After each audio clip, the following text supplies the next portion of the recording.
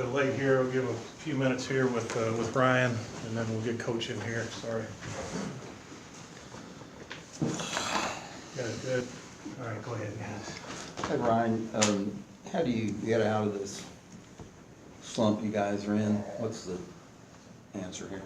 Just by showing up to practice every day and working and continuing to do what we do and what we did when we weren't in the slump.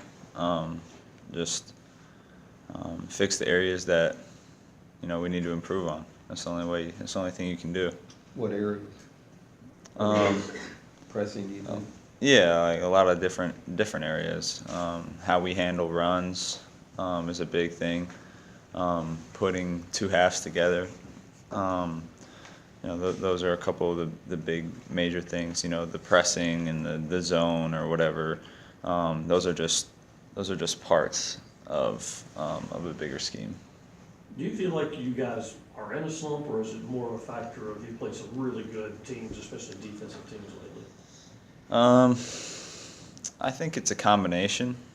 We have been playing better competition, top 25 teams, but we've also we haven't really been doing what we've been doing all season. We've kind of strayed away from some of the things that got us in the top 25, and so I'd say it's kind of a combination.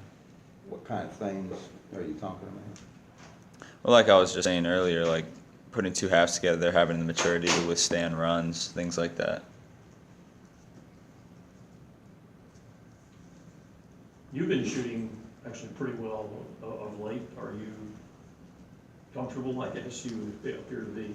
Yeah, I didn't start off, shooting the ball that well this year. I feel like it's just a matter of time. Like, numbers catch up to themselves. I think it's kind of the same thing with the Chapman kid on BC's team. He wasn't shooting well when we first played them, and then he kind of had a really good game against us, 6 for 10 from three, and then now he's shooting like 45% from three since then. So it's like, guys that shoot the ball well are going to keep shooting, and the numbers will kind of take care of themselves. My teammates have been doing a really good job of finding me like in rhythm and in transition, trying to get me easier looks. So I think that has attributed to it. That first BC game was kind of a preview of what's bothering you guys now, wasn't it? Yeah. Blew a big lead. Yeah, I mean, just putting two halves together, not taking a deep breath when we have a lead, withstanding a run. Basketball is a game of runs, so when a team goes on an 8-0 run or 10-2 run, having the maturity to, not fold. What goes into, you say having the maturity, but how do you avoid, if you've had that struggle the last few games, how do you avoid, falling into that pitfall again? I would say by not panicking and thinking that somebody has to do something special to, regain the lead or go make our own run. If we continue to be solid and do the things that got us that lead in the first place, then, everything else will take care of itself. But when we get outside of what we do and, start playing differently or start trying to save the day, that's why I feel like things go sour. One more for Ryan, anybody? You guys are in the non-conference and early parts of the conference. You were drawing a ton of fouls, getting to the free throw line a lot.